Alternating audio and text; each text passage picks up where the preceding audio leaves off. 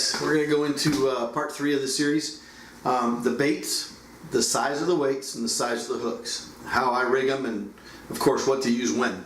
Generally speaking, the hotter the water is, the fish start to turn either feed on shad out in the open water, or the fish in the grass start to feed on bluegill. And when they start to feed on bluegill, I want to present them with a larger bait.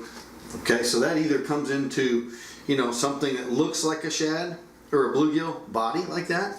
A lot of the times we beef that up with a nice punch skirt, not this color of course, but something that would complement that black and blue. That right there is a good flipping bait in any kind of grass that is thinned out, and the water's relatively clear. If the water has any kind of color, like this year we've had really tannicky or dirty water on the Kissimmee chain, this cross style bait that paddles and creates a lot of commotion coming through the water with that punch skirt, which as you can see 2 out of the 3 rods there have that rigged up.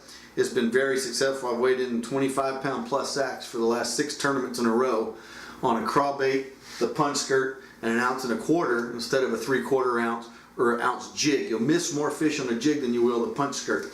And the way I rig this bait for that clear water is I use a 3/0 Owner Jungle hook. Now I'm not sponsored by Owner. I don't want a hook sponsor, because Gamakatsu makes a great hook for casting. They make great treble hooks to replace on your baits. Aaron series Gamakatsu, some of the best trebles out there. So I don't want to be pigeonholed into having to lie or not use something I really believe in. Now, what Gamakatsu doesn't make is a great flipping hook. Their keeper themselves unwind, they slide all over the place. The hook itself is good, but the keeper system's not. So the Owner Jungle has the best of both worlds. The soft keeper here, which is I think fluorocarbon or mono, doesn't tear your plastic baits to pieces when you're putting your hook on, and it does a great job of keeping it. But better yet, it doesn't come unraveled after 2 or 3 or 4 fish. So the hook, great sharp, very little flex, is a fantastic hook.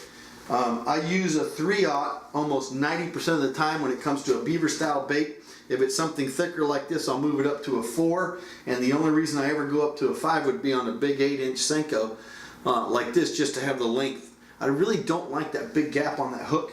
You lose a lot more fish for whatever reason. That 5/0, they just come unglued more than they do on that 3. That 3 and that 4 have a tendency to pin them in the top of the mouth and the hard part of the mouth. That 5 has a tendency to get them somewhere around the edges of the mouth. And we've tried this over and over for years, and that seems to be the ticket.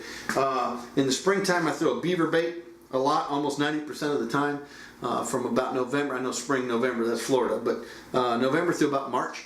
I'll throw that, and I'll throw the Senko. If you're flipping in pads, I'll put a 5/16 or even up to a 3/8 on this Senko, and I'll pitch it on 20-pound fluorocarbon around the pads and the base of the pad stems where I know they're spawning. And then again, guys, depending on your particular lake and your particular situation, I'm talking a lot of grass, but if you have brush, if you have overhanging willow trees, if you have any of that stuff that you guys are flipping, it's going to apply equally.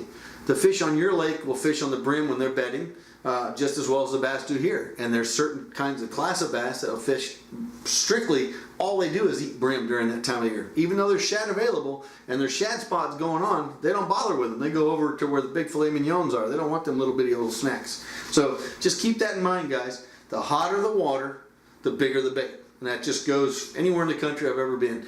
From California all the way to here. In the summer out there on Lake Mead, I'd throw a 10-inch worm that Angler's Choice used to make, a straight tail worm, and in the winter I'd throw a 4 or 3.5. So it didn't matter where I went, the bigger the bait, or the hotter the water, the bigger the bait. Keep that in mind next time you're out flipping, guys.